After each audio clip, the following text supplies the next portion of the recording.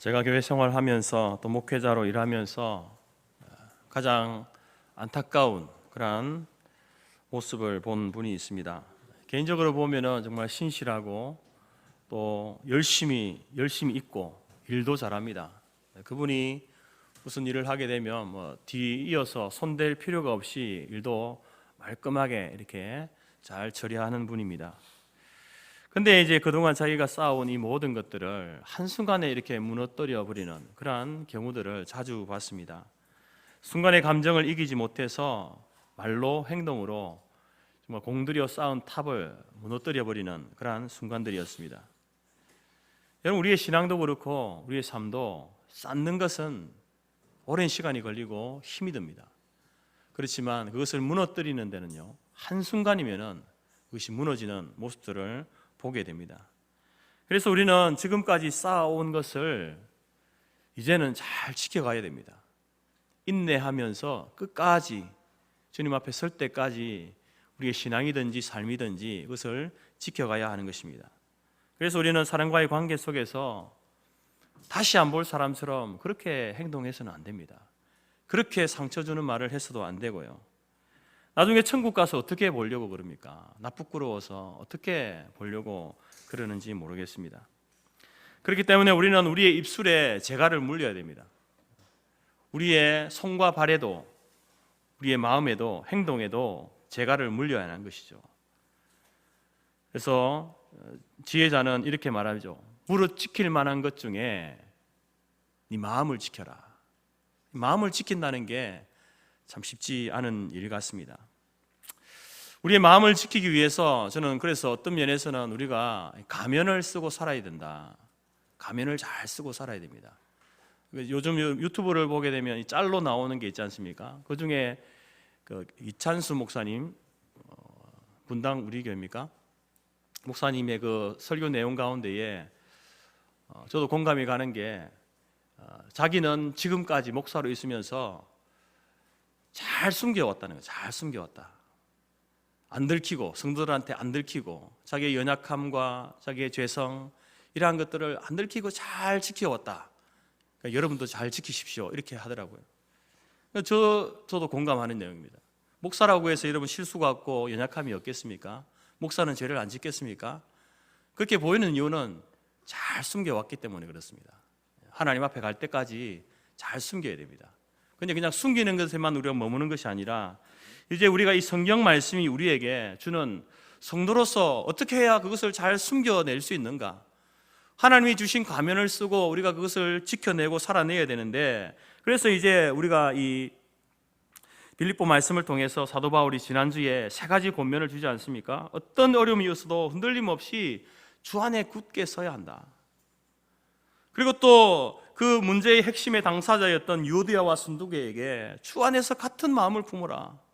서로 섬기고 겸손의 마음을 가져야 된다. 그리고 빌립보 교회 성도들을 향해서 화평하는 자가 되어야 된다. 서로 화평을 만들어내는 자들이 되어야 한다. 이렇게 여러분 권면하고 있지 않습니까? 이러한 말씀의 가면을 잘 써야 되는 겁니다. 우리 마음의 악함이 마음대로 활보하도록 내버려 둬서는 안 되는 거죠. 어쩌면 이것이 우리의 어떤 영적인 수갑이 될 수도 있고요. 하나님께 주신 자유 안에서 우리의 제한된, 우리가 방종하지 않도록 하는 그것이 하나님의 말씀 아니겠습니까? 성경이 성도로 하여금 어떤 삶을 사는 것이 합당한 것인가, 이 말씀을 우리가 잘 염두에 두고 그 말씀대로 살아갈 때에 우리가 여러분 들키지 않는 거죠. 하나님 앞에 물론 그 연약함과 죄에 대해서 우리가 늘 고백하고 회개해야 되겠지만, 그러나 사람들 앞에 그것을 쌓아놓은 것을 잘 지켜내는 것이 중요하다라는 겁니다. 이어서 오늘 본문의 말씀 가운데는 이제 빌립보 교회 성도들이 명심해야 될 중요한 핵심 가치를 우리에게 소개해주고 있습니다. 그것이 바로 이제 설교 제목이죠. 주께서 가까우시니라. 주께서 가까우시니라. 이 주께서 가깝다라는 이 말은요, 2가지 의미가 있습니다. 하나는 시간적인 의미인데요, 주님께서 하늘로 부활 승천하신 그 주님께서 다시 이 땅에 재림하실 그 시간이, 그 때가 가까워졌다라는 시간적인 의미가 있습니다. 여러분, 초대교회는 그 교회 성도들은요, 그 그 시대에는 온갖 고난과 박해와 핍박이 있었던 시대입니다. 우리가 상상할 수 없는 그런 고난과 핍박이 예수 믿는다는 이유 때문에 있었던 그러한 시대였습니다. 그러한 그들에게 가장 큰 소망이 무엇이겠습니까? 가장 큰 위로가 무엇이겠습니까? 그것은 다른 것이 아니었습니다. 주님의 재림이었습니다. 우리 주님께서 재림하셔서 이제 우리의 이 억울함과 원통함과 우리의 이 고난과 이 모든 것에 대해서 갚아주시는 때, 그때가 그들은 그때를 기다렸던 것이죠. 그래서 교회는요, 고난의 때마다 시간과 장소를 불문하고 교회가 고난을 당하던 때, 성도가 고난을 당하던 때에는요, 항상 강조되는 것이 재림의 신앙입니다. 우리 재건교회 믿음의 선진들도 그들이 강조했던 게 재림의 신앙이거든요. 초대교회 때 성도들에도 있었어도 주님의 재림이 가까워졌다. 그러니까 조금 더 참아라, 조금 더 견뎌라, 인내해라. 이것을 성경이 우리에게 계속해서 이야기하고 있는 겁니다. 그래서 주님이 다시 오시면 우리의 고되고 억울하고 눈물 나는 이 상황이 주님이 오시면은 역전이 일어나니까 그때까지만 잘 참아라. 그것을 우리에게 가르치고 있는 것입니다. 두 번째로 주께서 가까우시다라는 말의 의미는요, 공간적인 의미가 있습니다. 그러면 우리가 주님이 가까이 우리에게 오실 재림하실 그때만 그러면 기다려야 되는가? 그게 아니라는 겁니다. 이 공간적인 의미라는 것은 그 주님이 지금 나와 가까이 계신다, 나와 함께 계신다, 주께서 가까우시다. 이 말은요, 공간적으로 주님이 나와 함께 계시다라는 주님의 임재 신앙을 이야기하는 거예요. 여러분, 우리 예수님께서는 승천하셔서 하늘 보좌 우편에 계시다, 그곳에서 우리를 위해서 기도하고 계신다라고 성경은 기록하고 있습니다. 그렇지만 그러면 그곳에만 계시는가? 아니라는 거죠. 그분은 바로 성령으로 우리와 함께 계시는 분입니다. 저와 여러분은 세상에 혼자 내던져진 존재가 아닙니다. 하나님이 나와 함께 계시죠. 우리와 함께 계신다는 겁니다. 주께서 가까우시다는 것은 바로 주님이 나와 함께 있다라는 사실에 대해서 잊지 말아라. 그 믿음을 가지고, 그 임재 신앙을 가지고 살아라. 주님의 재림의 신앙과 주님의 임재의 신앙을 우리에게 가르치는 것이 바로 주께서 가까우시다라는 말의 의미입니다. 그래서 사도 바울은 주님이 가까우시니까 이 말을 믿고 기억하고, 그러니까 이것을 믿는 사람이, 성도가 어떤 삶을 살아야 하는가, 어떤 삶의 특징을 가져야 하는가에 대해서 우리에게 세 가지 권면을 하고 있습니다. 성도 여러분, 주님의 가까우심을 믿고 있습니까? 그렇다면 첫 번째로 주 안에서 항상 기뻐하십시오. 이 4절 말씀 보십시오. 주 안에서 항상 기뻐하라. 내가 다시 말하노니 기뻐하라. 여러분, 사도 바울이 빌립보 교회 편지를 쓸 때에 바울은 지금 쇠사슬에 매인 채 로마 감옥에 갇혀 있습니다. 어둡고 쾌쾌한 냄새가 나고 습기가 많은 지하 감옥에 갇혀 있습니다. 그가 이제 정당한 재판을 받을지 아닐지 모르는 상황입니다. 그가 언제 죽을지도 모르는 그런 상황 속에 있습니다. 그 상황에 있으면서, 자기는 가장 절망적인 상황에 있으면서 빌립보 교회 성도들을 향해서 주 안에서 기뻐하라, 다시 말하노니 기뻐하라, 이렇게 이야기합니다. 권면하고 있습니다. 아니, 도대체 사도 바울은 뭐가 그렇게 기쁘길래 그 고난당하는 성도들을 향해서, 어려운 가운데 있는 성도들을 향해서 기뻐하라고 이렇게 권면합니까? 어떤 유럽 사람이 미국을 여행하는 중에 이제 주일이 되어서 교회를 가야 되겠는데 어디 교회를 가야 될지 모르겠는 거예요. 그래서 이제 길을 나서니까 이 교통 정리를 하는 경찰이 있는 겁니다. 그래 경찰에게 물어봤습니다. 내가 교회를 가고자 하는데 어디 교회를 가면 좋겠습니까? 교회를 좀 알려주십시오 라고 하니까 손짓을 하면서 저쪽으로 가라고 이렇게 이야기하는 겁니다. 그래서 그 말대로 저쪽으로 갔습니다. 갔는데 교회 찾기가 너무 힘든 거예요. 그래서 어렵게 교회당을 찾아서 이제 교회 안에 들어가서 예배를 드리고, 예배를 다 마치고 나서 이제 다시 나옵니다. 나오는데 또 길거리로 나오니까 그 경찰이 그대로 있는 겁니다. 그래서 물었습니다. 아까 당신이 나한테 교회를 소개해줘서 그 교회를 갔는데, 아니 찾기도 힘든 그 교회를 왜 나한테 소개시켜줬냐라고 이렇게 물으니까 그 경찰이 이렇게 이야기하죠. 저도 그 교회에 대해서 잘 모릅니다.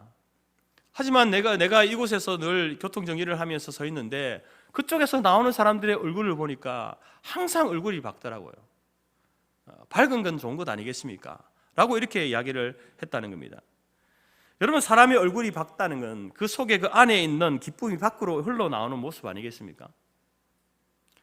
여러분, 사도 바울이 기뻐하라 라고 하는 것은요, 이 그리스도인의 기쁨은 단순히 얼굴의 문제가 아닙니다. 그들의 상황의 문제가 아닙니다. 믿음의 문제입니다. 그 안에 무엇을 믿고 있느냐, 무엇을 소망하고 있느냐, 그것에 따라서 여러분 그 얼굴이 밝기도 하고 어둡기도 한 것이죠. 바로 사도 바울이 기뻐하라고 하는 것은 그 믿음이 그 주님의 그 재림의 신앙과 임재에 대한 그 믿음이 상황을 뛰어넘어서 항상 기뻐할 수 있는 이유가 되기 때문에 기뻐하라고 하는 겁니다. 여러분, 바울이 지금 상황이 무엇이 그렇게 기쁜 상황입니까? 무엇이 그렇게 즐거운 상황입니까? 최악의 상황 아니겠습니까? 근데 그가 바라보고 소망하는 것은 자기의 현재의 상황이 처지가 아닌 겁니다. 뭘 바라보고 있습니까? 주께서 가까우시다, 이걸 바라보고 있는 거예요. 주님의 재림이 가까이 왔다라는 사실을 바라보고 있는 거죠. 주님께서 이 감옥 안에 나와 함께 계시다, 그것을 바라보고 있는 거예요. 그렇기 때문에 사도 바울은 그 상황 속에서도 기뻐할 수 있는 것입니다. 바울은 환경 때문에 기뻐하지 않습니다. 바울은요, 물론 바울을 돕는 많은, 위로해주는 많은 사람들이 있었지만 그 사람들 때문에 기뻐하는 것도 아닙니다. 바울이 기뻐할 수 있었던 것은 바로 주님의 심판의 때가 가까워져 오고 있다, 사람들이 나를 향해서 비방하고 비난하고 나를 지금 감옥에 가두고 죽이려고 하지만 이 심판은 참된 심판이 아니다. 주님이 오시면은 나에 대해서 정당하게 심판하시고 대우하실 것이 때가 오기 때문에 그때를 바라보면서 기뻐하고 있는 겁니다. 또한 뿐만 아니라 자기가 감옥에 홀로 외롭게 내던져진 그런 존재가 아니라 나와 함께 주님이 이 감옥에 함께 계시다. 그래서 바울은요, 주 안에서 항상 기뻐할 수 있었던 겁니다. 여러분, 구약에도 이런 동일한 인물이 있습니다. 하박국이라는 선지자인데요, 그는 이렇게 이야기합니다.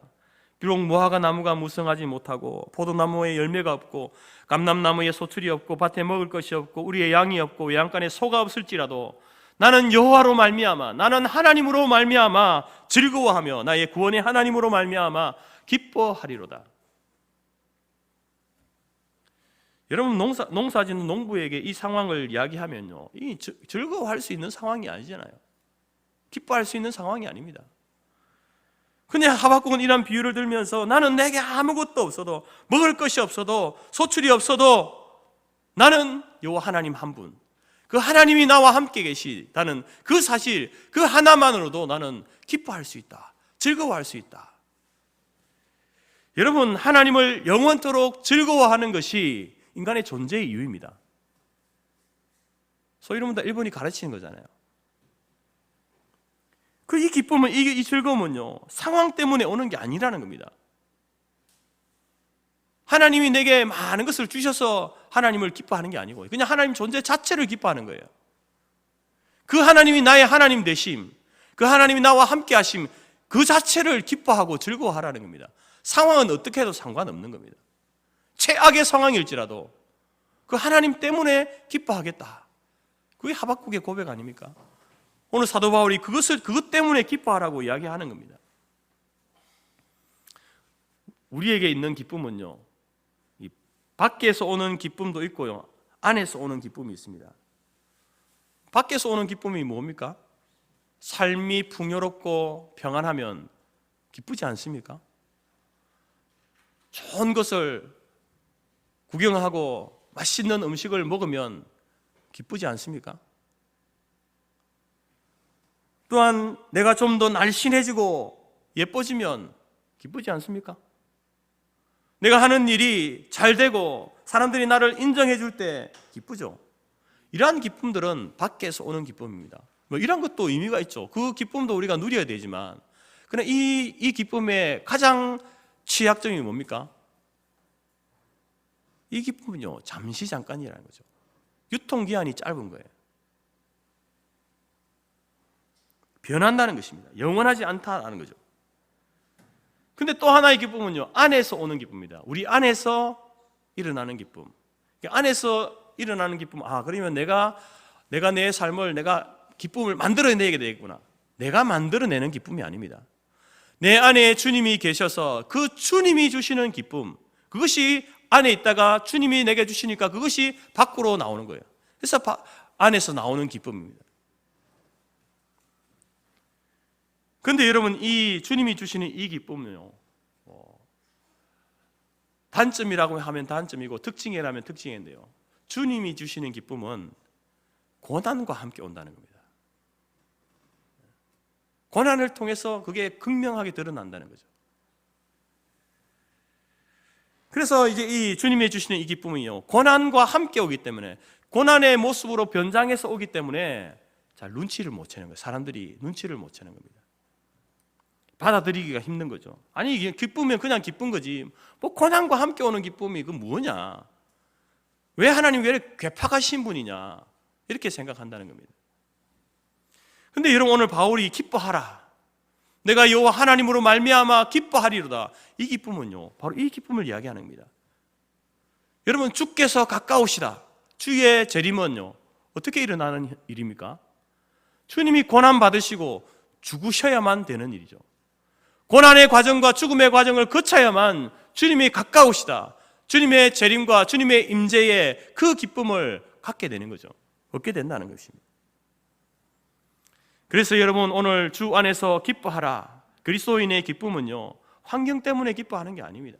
사람 때문에 기뻐하는 게 아니라는 겁니다. 내 안에 계신 주님으로 말미암아 기뻐하는 거죠. 그분이 주시는 그 소망 때문에 기뻐하는 겁니다.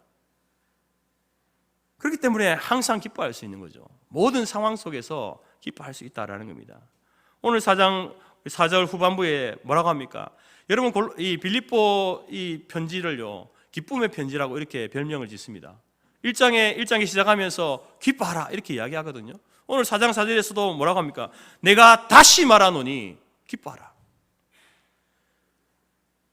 여러분, 이 명령에 우리가 순종해서 우리 모두가 여러분 주 안에서 주님 때문에 기뻐하는 저와 여러분이 될 수 있기를 바랍니다. 내가 다시 말하노니 기뻐하라 할 때요, 내가 말한다 할 때 이 말은요, 미래입니다. 나는 계속해서 너희들에게 이 말을 할 거야. 기뻐하라. 내 상황이 지금 나는 죽음의 상황이고, 심지어 나중에 내가 죽을지라도 내 죽음을 통해서 너희들에게 말한다. 기뻐하라. 사랑하는 성도 여러분, 하나님께서 바울을 통해서 오늘 우리에게 말씀하십니다.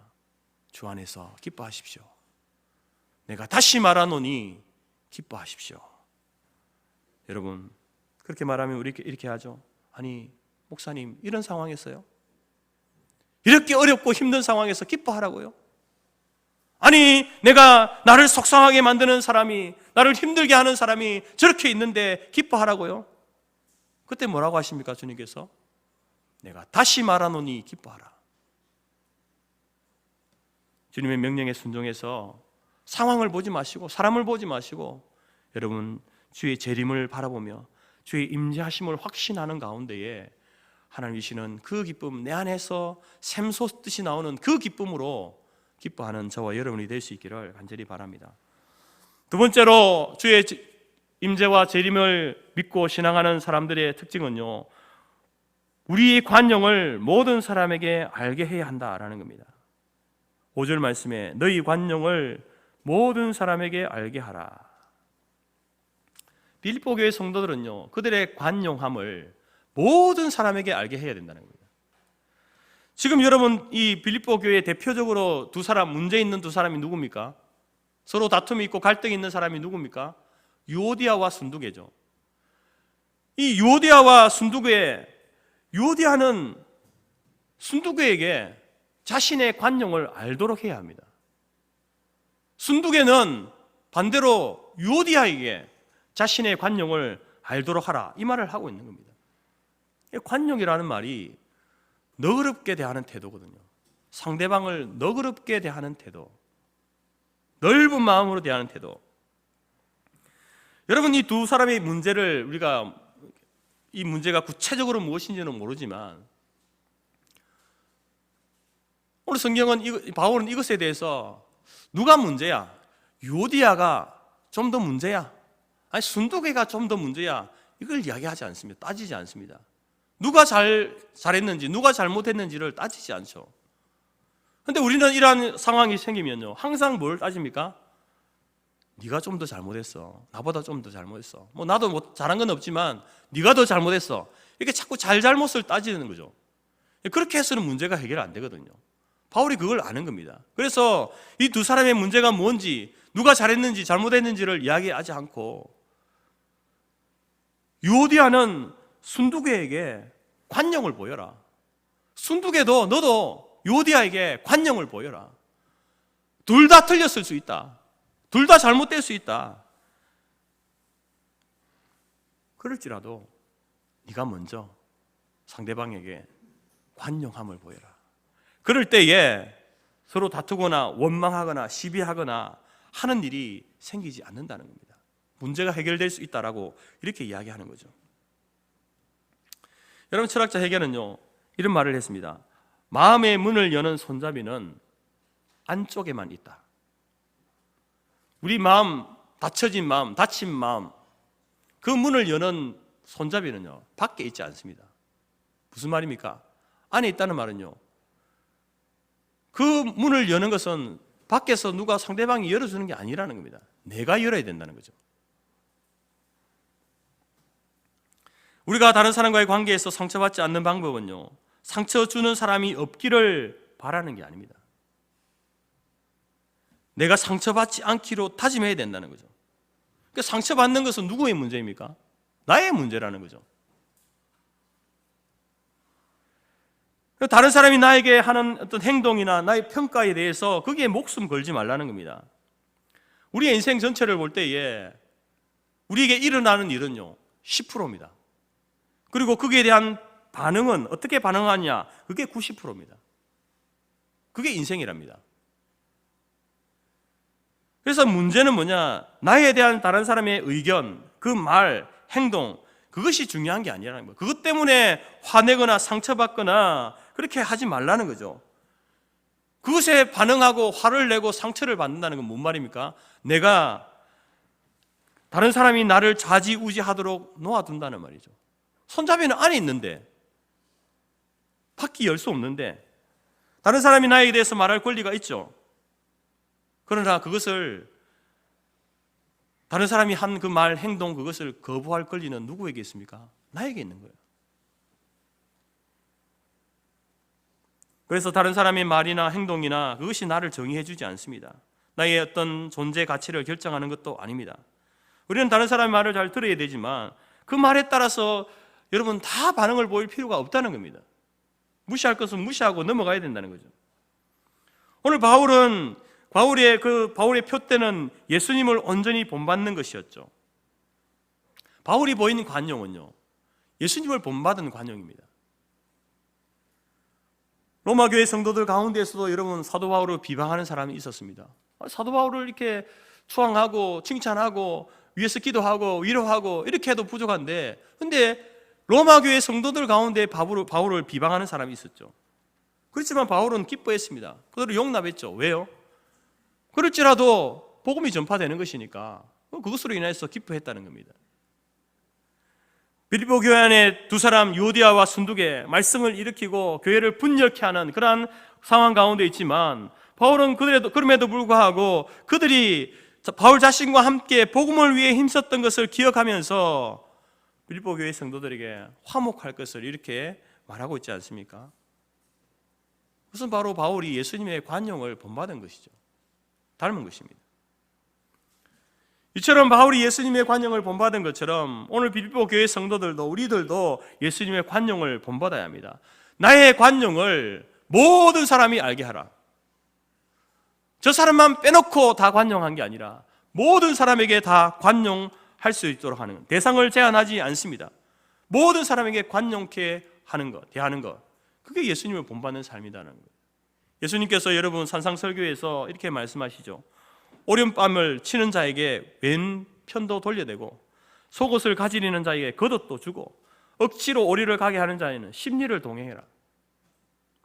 이게 바로 여러분 모든 사람에게 관용으로 대하는 사람의 모습입니다. 예수님께서 이것을 우리에게 명령하시잖아요. 왜 이렇게 해야 됩니까? 아니 내가 힘들고 어렵고 한데 왜 그것을 이런 식으로 반응해야 되는가? 상대방이 오른뺨 치면 나도 오른뺨 치고 억지로 가자 하면 그것을 거부하고 거절하고 이렇게 해야 되는데 왜 주님께서는 이렇게 하실까? 왜 그렇게 해야 됩니까? 왜 성도는 이렇게 살아야 됩니까? 사도 바울은 이야기합니다. 주께서 가까우시기 때문에 그렇다. 주님 때문에 그렇다는 겁니다. 사람들이 나를 이렇게 판단하는 것이 아니라 주님께서 오셔서 나를 판단하고 평가할 것이기 때문에 끝까지 지켜내야 한다. 이것을 이야기하는 겁니다. 주님이 다시 오실 때가 멀지 않고 가깝다. 주님은 멀리 계시지 않고 내 안에 나와 함께 계신다. 이 두 가지 사실을 잊어버리면요, 바로 그 사람은 다투고 원망하고 시비를 일삼게 된다는 겁니다. 사랑하는 성도 여러분, 우리 모두는 예수님에게서 1만 달란트 빚을 탕감받은 사람입니다. 예수님의 관용을 경험한 사람이에요. 그 관용을 가지고 있는 사람이에요.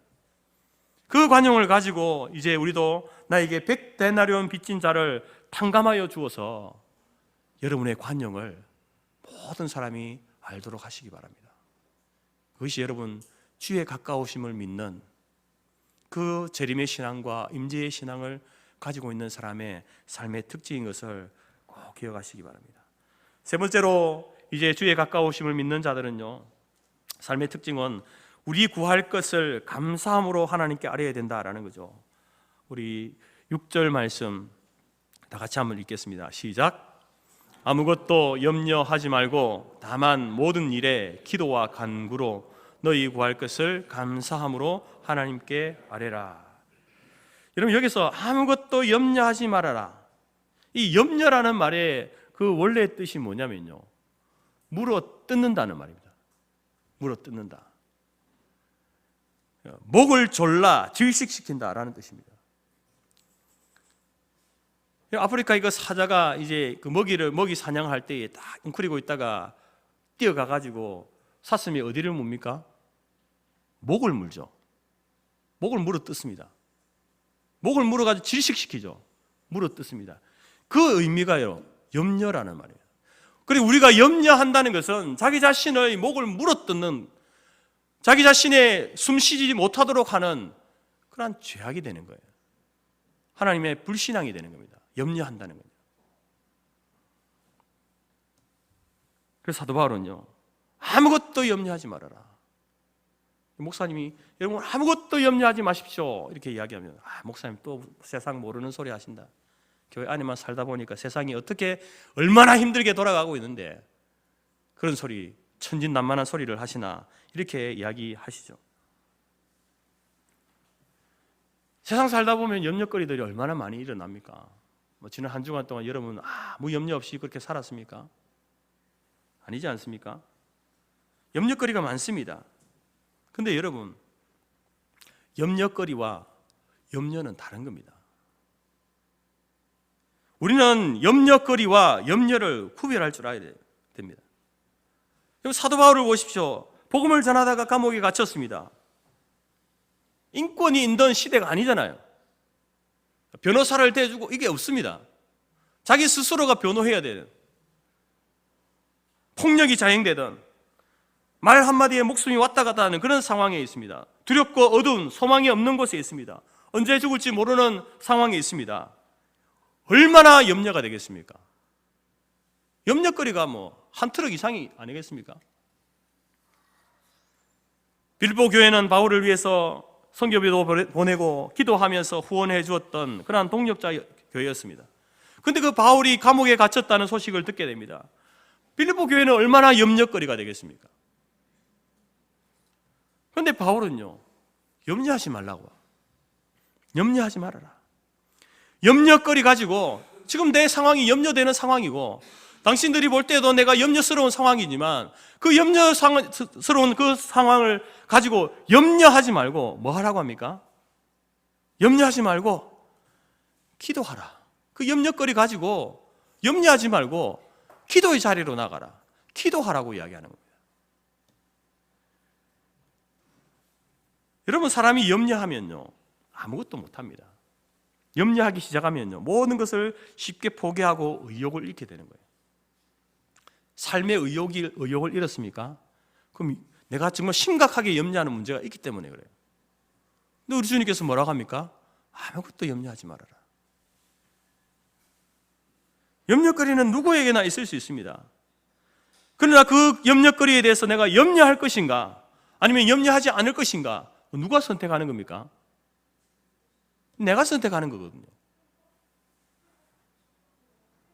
베드로전서 5장 7절에 너희 염려를 다 주께 맡기라.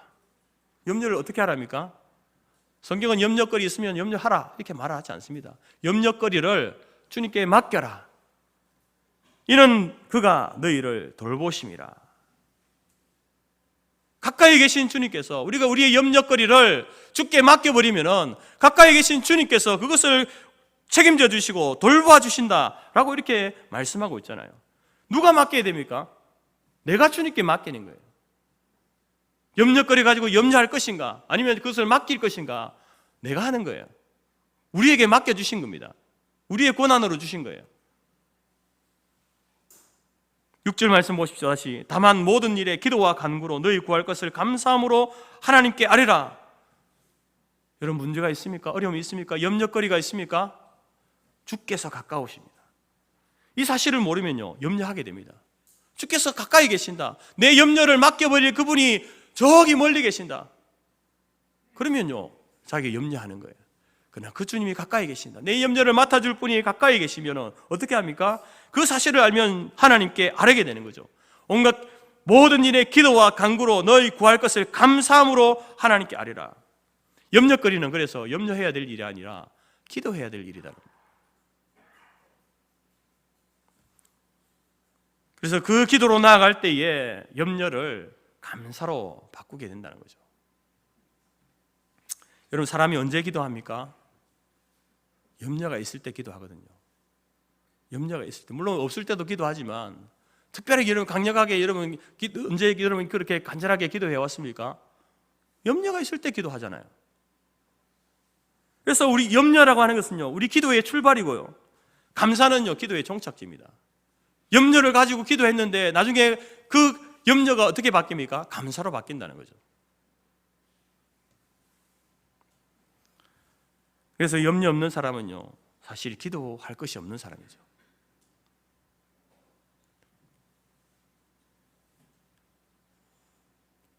그래서 우리 가운데 나는 하루 걸러 염려, 걱정, 근심거리 안 일어나는 적이 없다. 여러분, 그러면 감사해야 합니다. 많은 기도의 제목들, 재료들을 가졌기 때문에 그렇습니다. 물론 뭐 염려가 많다고 해서 그럼 감사가 많냐? 그 염려가 곧바로 이렇게 뭐 감사로 바뀌느냐? 그렇지 않습니다. 기도의 배틀에 넣고 짜야 여러분 감사의 옷감이 나오는 거죠. 고통의 시간이 지나야 전날의 한숨이 변하여 노래가 되는 겁니다. 예수님께서 베세다 광야에서 오병이어 가지고 어린아이 먹어도 배부르지 않을 그 양의 것을 가지고 5,000명을 먹여야 하는 그러한 순간에, 그때 예수님께서 먼저 하나님께 감사하신 이후에 기적을 베푸십니다. 나사로가 죽어서 그 무덤 앞에 갔을 때에 먼저 하나님께 감사한 후에 죽은 나사로를 살리시잖아요. 여러분, 하나님께서는 우리에게도 감당치 못할 시험을 주지 않습니다. 여러분의 염려거리 감당할 수 있는 거예요. 이겨낼 수 있습니다. 견뎌낼 수 있는 겁니다. 또한 하나님께서 그것을 하나님께 맡길 때에 합력하여서 우리 하나님은 선을 이루어 주시는 분이에요. 염려를 만났을 때에 어떻게 기도하다가 감사로 바뀌게 됩니까? 기도하다 보면요 그 염려거리를 나 혼자만 지고 가는 것이 아니라 주님이 함께 해주시고 그것을 합력하여 선을 이루실 분이 나와 함께 계시고 그 주님이 나의 주님이심을 알게 될 때에 감사하게 되는 겁니다. 감사함으로 주께 아뢰라. 정신이 없는 사람이 아닙니다. 기도하다 보면요 그 사실을 알게 되니까 감사하게 되는 거예요. 상황이 바뀐 게 아닙니다. 염려거리가 없어진 게 아니에요. 근데 감사하게 되는 거죠. 왜? 주님이 나와 함께 계시는구나. 내 근심거리, 염려거리를 맡길 그분이 나와 함께 계시는구나 라는 사실을 깨닫게 되면서 감사함으로 아뢰게 된다라는 겁니다. 그렇게 될 때에 어떻게 됩니까? 4장 7절 보십시오. 그리하면 모든 지각에 뛰어난 하나님의 평강이 그리스도 예수 안에서 너희 마음과 생각을 지키시리라. 그리하면 뭡니까? 뭘 그리하면입니까? 염려거리를 그들의 구할 것을 감사함으로 하나님께 아뢰면, 그렇게 하면 뭐 한다고요? 하나님이 우리에게 주실 선물이 있다. 모든 지각에 뛰어난 하나님의 평강, 그 평강을 우리에게 선물로 주신다는 겁니다. 여러분, 그 평강은 모든 지각에 뛰어난 평강이다 이렇게 이야기하죠.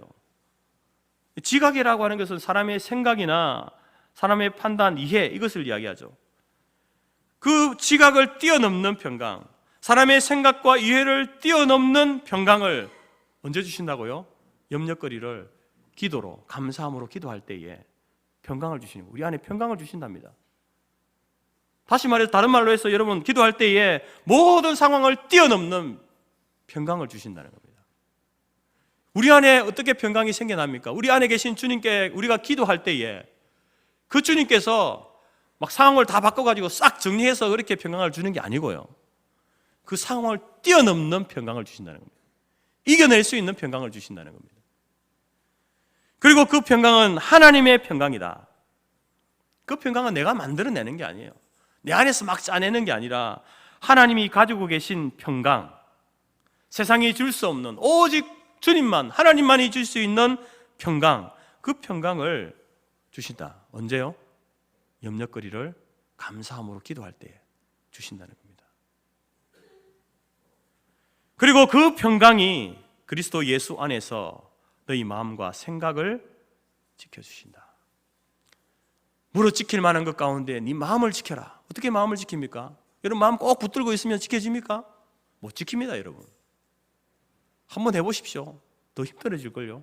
내 마음 지켜야지 하고 있으면 어떻게 마음을 지킬 수 있습니까?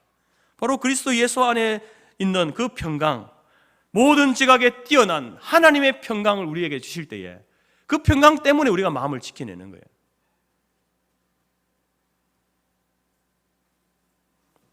여러분 가운데 어려운 일이 있습니까? 힘든 일이 있습니까? 염려하지 마십시오. 사람에게 하소연해보고 조언을 구하지만 그것도 잠시 잠깐 이렇게 위로가 되지만, 그러나 때로는 그것도 잘못될 수 있는 거예요. 성도는 결국에 모든 일에 기도와 간구로 구할 것을 감사함으로 하나님께 아뢰는 자가 되어야 됩니다. 그때 여러분, 모든 지각에 뛰어난 하나님의 평강이, 모든 상황을 뛰어넘는 하나님 안에 있는 평강을 나에게 주셔서 그 평강으로 인하여서 내가 내 마음과 생각을 지키게 되는 성도로서 여러분, 마땅한 삶을 보이게 되는 그런 삶을 살게 된다는 겁니다. 하나님께서 정하신 가장 좋은 때에 가장 좋은 방법으로 우리가 구하거나 생각한 모든 것에 더 넘치도록 응답하실 분이 바로 우리 하나님이시다라는 겁니다. 사랑하는 성도 여러분, 주의 가까우심을 믿고 소망하고 있습니까? 주님의 재림이 더욱더 가까워져 왔다. 오늘보다 내일이 주님의 재림이 더 가까워지는 날이다. 그 소망 가운데 살고 있습니까? 그 주님이 먼 훗날에 오실 분이 아니라 지금 나와 함께 계시는 분이다. 주의 가까우심에 대한, 임재에 대한 믿음을 가지고 살고 있습니까? 그렇다면 주 안에서 항상 기뻐하십시오. 그리고 여러분의 관용을 모든 사람에게 알게 하십시오. 그리고 구할 것을 감사함으로 하나님께 아뢰시기 바랍니다. 그러면 하나님께서 모든 지각에 뛰어난 하나님의 평강이 그리스도 예수 안에서 여러분의 마음과 생각을 지키는 놀라운 은혜를 경험하게 될 줄로 믿습니다. 믿음의 싸움, 이 싸움에서 승리할 수 있는 힘은 우리 안에 있지 않습니다.